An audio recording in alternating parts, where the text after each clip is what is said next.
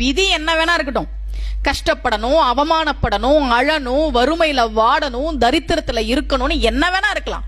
ஆனால் தெய்வங்களை முழுமையாக சரணடைகிற போது, தெய்வங்கள் முன்னால் நின்று நாம 2 சொட்டு கண்ணீர் விட்டு பிரார்த்தனை செய்தால் நிச்சயமாக அந்த தெய்வங்கள் அதை நிறைவேற்றி தரும்.